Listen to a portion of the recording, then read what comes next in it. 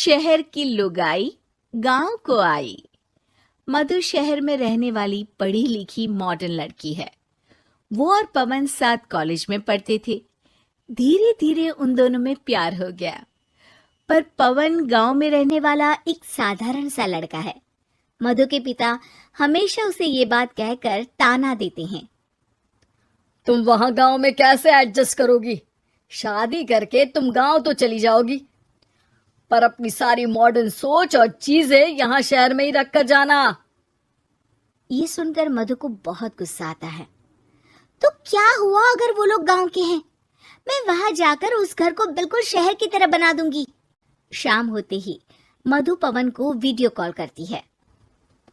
अच्छा हुआ तुमने वीडियो कॉल कर लिया। हाँ, मैं तुम्हें आज अपनी माँ से मिलाता हूँ।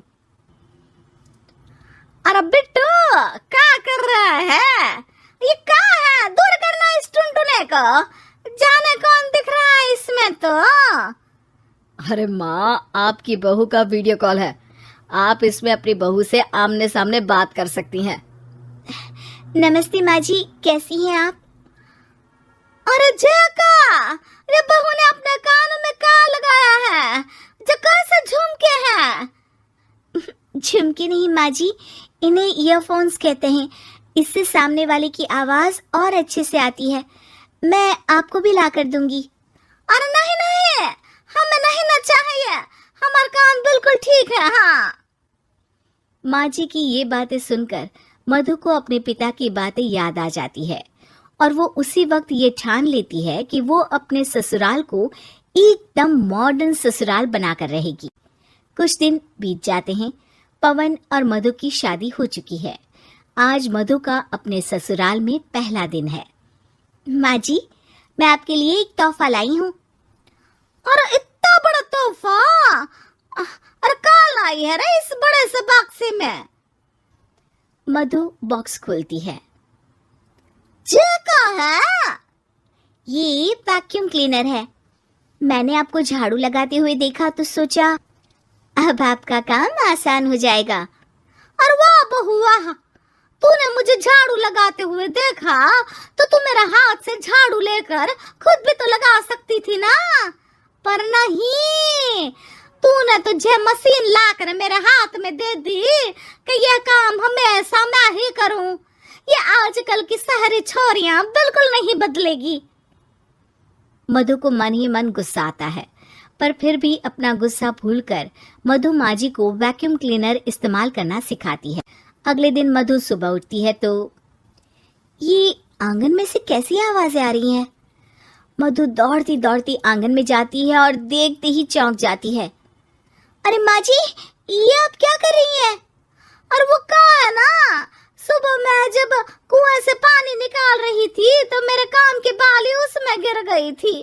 तो ये तेरा वैक्यूम ना सारी चीजें अपनी तरफ खींच लेता है ना, तो मेरी बाली भी तो निकाल ही देगा।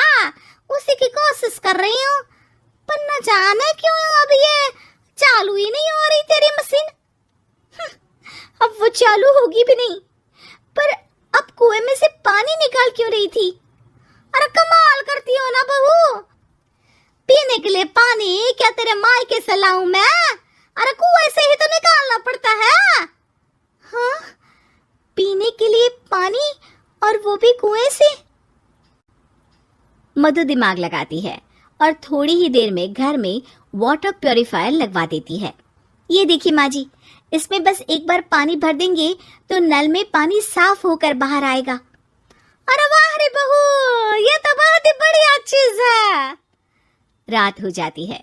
मधु जैसे ही प्योरीफायर का नल चालू करती है तो वो अचानक से फट जाता है और सब जगह पानी पानी हो जाता है।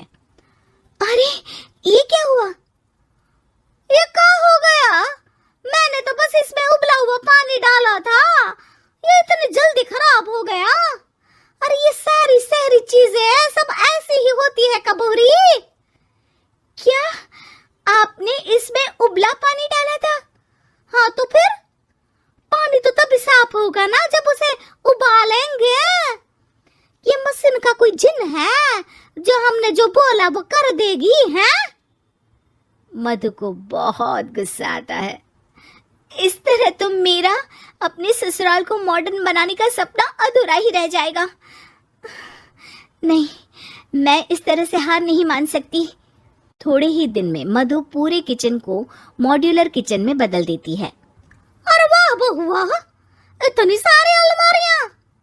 माँ जी मॉड्यूलर किचन देखकर बहुत उत्सुक हो जाती है। ये बक्सा का है? बहू ने शायद गलती से यहाँ रसोई में रख दिया है, पर है तो ये बहुत ही बढ़िया। अगले दिन सुबह, और मायरी क्या हो गया? मैं तो बर्बाद हो गई, मेरी सारी पूंजी जलकर राख हो गई। हे राम, अब मैं क्या करूं? माँ जी की रोने की आवाज सुनकर मधु दौड़ी दौड़ी किचन में आती है और इतना धुआं देखकर घबरा जाती है। ये सब कैसे हुआ माँ जी? ये आग कैसे लगी? ये सब तेरा इस मॉड्यूलर किचन की वजह से हुआ है, और ऊपर से तूने तिजोरी जो रसोई में रख दी थी, मैंने जैसे ही अपने गहने और पैसे इसमें रखे और बाहर से इस ताले को घुमाया, ये तो 5 मिनट में ही आग बबूला होकर पट गया। अरे माँ जी, ये तिजोरी नहीं है, ये तो माइक्रोवेव है। इसमें गहने नहीं रखते, खाना गर्म करने के लिए होता है ये। और ये जो आपने घुमाया ना, ये ताला नहीं है, आपने इसके टेम्परेचर को फुल कर दिया, इसलिए ये फट गया। माँ जी और जोर जोर से रोने लगती है।